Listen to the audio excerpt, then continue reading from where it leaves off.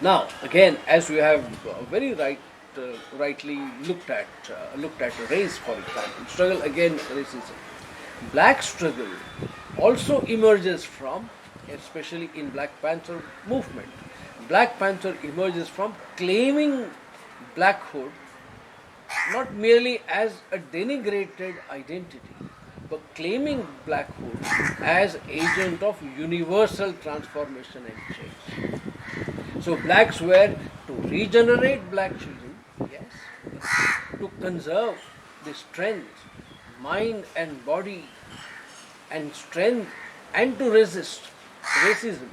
But it was also simultaneously attempt of changing and transforming the whole society as such, making society more human, just human, and at the same time something that talks about universal common sociality of human beings.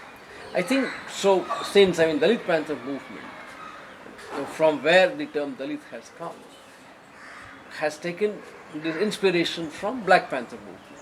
Now, Black Panther movement, basically, as Black Panther movement was aiming at radical, fundamental, structural transformation of society, where no injustice, no discrimination, no disrespect and humiliation would ever prevail in society. In the same way, I think, in the same way, we should also look at the category called Dalit emerging in Dalit Panther movement.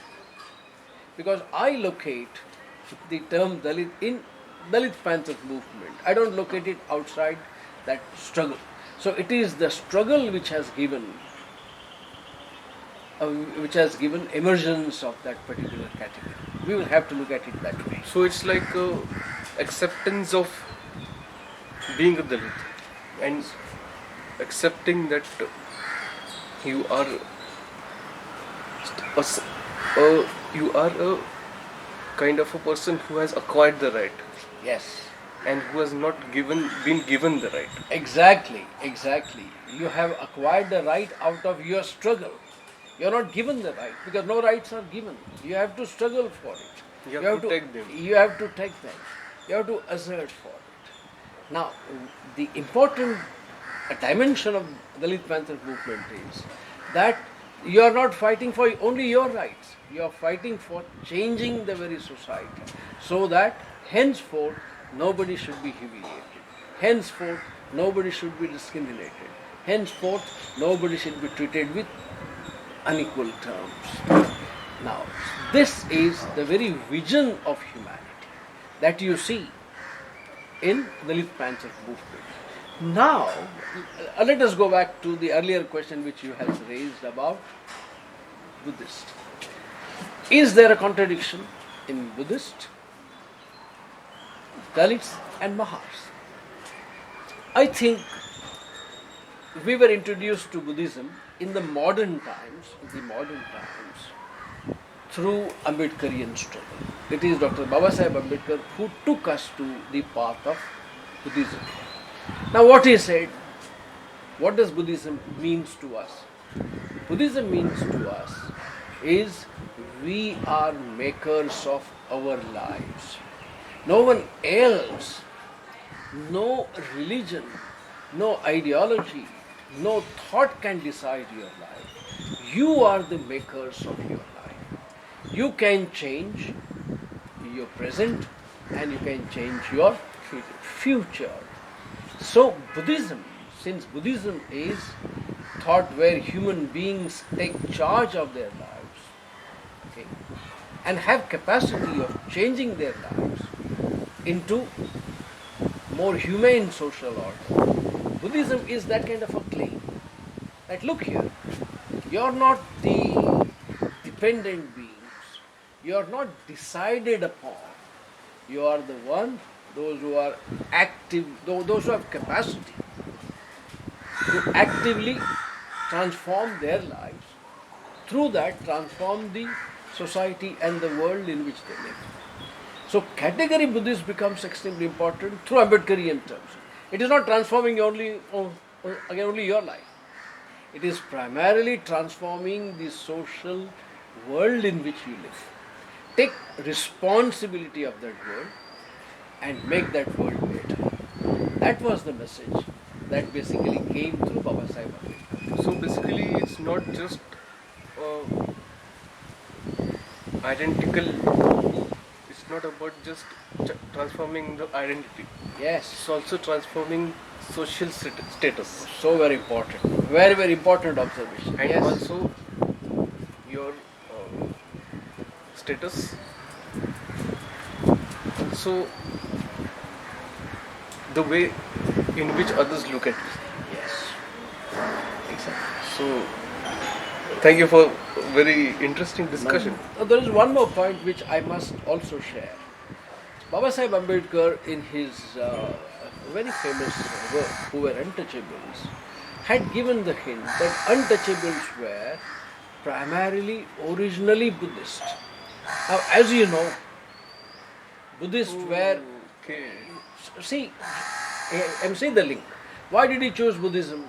He chose Buddhism not only because that Buddhism talks about human beings taking responsibility of their own life and transforming their life and the world. So Buddhism was primarily identity of The untouchables. the untouchables, here mahars. So mahars were originally Buddhist. So in a way, they are not taking up a new vision of This Buddha. is a That reclamation. right, yes. That is the way. It is reclaiming your lost identity. Right, yes. Absolutely.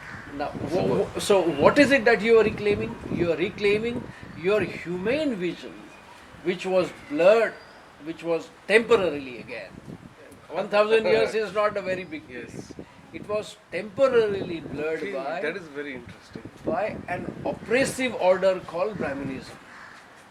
Brahminism, with his hierarchical caste system and inequality in terms of claims to respect and recognition and resources, had So whoever did not accept Brahminism were labeled as untouchables, and they happen to be Buddhists who were people. exactly, because Brahminism feared Buddhism, because Buddhism questioned everything that was given. Buddhism questioned segregation and hierarchies among people. Whereas Brahminism, the very basis of Brahminism is hierarchy, segregation, and denigration of the other. Now that is questioned by Buddha says the world is not decided by someone else. You make your own world. Exactly. So therefore that came in contradiction with Buddhism. We are sorry. That came in contradiction with Brahminism. So therefore Brahminism looked towards Buddhism as its worst enemy. So all those who were Buddhists were seen as the most dangerous people. So they were imposed with all kinds of disabilities once Brahminism took ascendance. But Baba Sahib Ambedkar once again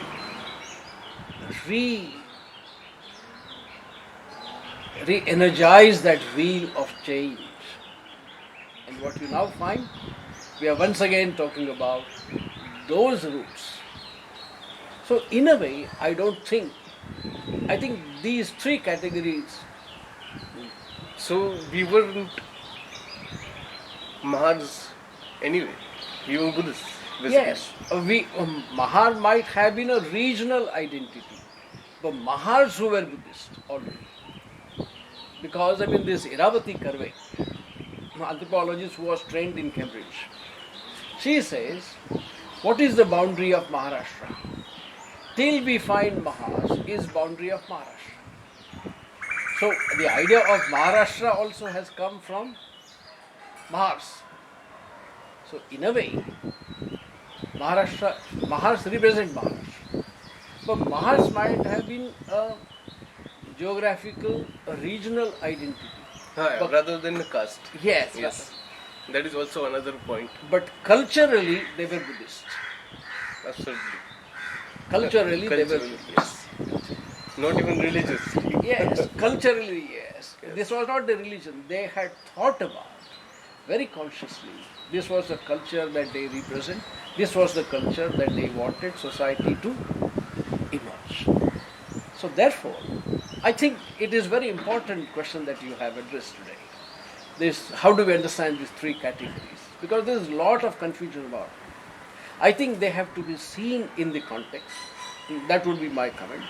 That they have to be seen in the context, but also have to be seen in a broader context in the formation of change. You see? They become meaningful in the formation of change. Isn't it? Right. Thank It you very was- much for a great discussion. Oh, it was my pleasure. Yes.